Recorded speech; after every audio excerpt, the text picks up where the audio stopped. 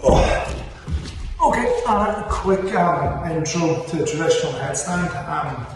The first thing you want to work on is the setup. So what I get everybody to do is put their elbows on the ground at a width where they can grab their own elbows, and then hands come forward into a cup shape. So you're creating this little space in here to put the head. A thing to watch out for when people start to go upside down is the elbows drifting out. That's going to allow, when the elbows drift out, they're going to lose their stable base, and it's going to lead to more likely to topple them over. So you want to keep elbows on the ground and in, and as they're moving through the position, if you see the elbows start to go out, you get them to pull it back in. It creates a little bit of like tension and stability in the shoulder, so when they go upside down, they can feel much more in control than if this happens. Okay, so that's our first one. We get the elbows in, and then cup the hands from the side.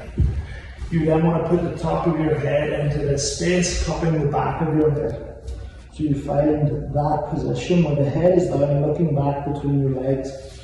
When your knees are down, you'll feel a slight choke in the throat, and that'll ease off as you go up into it. So get your grip, head down underneath, and all you want to do to get people started from here is lift the knees off the ground. Up and down, up and down. And as you lift up and down, if they feel like there's too much weight going into the head, you push elbows down into the ground to create the pressure, so more weight is on the elbows, less is on the head. To transition up into the headstand, you just walk them forward, walk them back.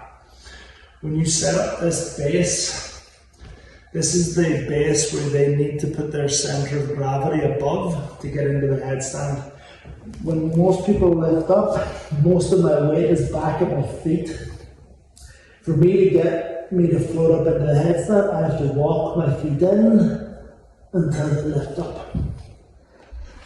That's the tricky part that most people are going to have trouble with, because the feeling is they'll walk too far and fall, and you really don't want anybody falling over because of the position of your hands. There's a risk of hurting your wrists or fingers there.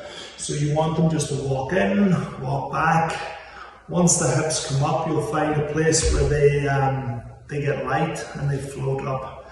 But it's only whenever your center of gravity goes inside, it goes above this space, and then you can lift the feet up. I recommend just getting people into the egg position first. If they can get to that point, the goal is unwinding and winding the spine. So if you look at my low back, as I pop up in here, it pulls up, it lowers down, up, and when it comes up, that's where you can take a leg up, the other leg up, and you can find your headstand there.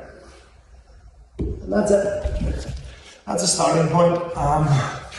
If your client can already do that, then we can go on and do some other stuff, but that's how I get people into a traditional headstand.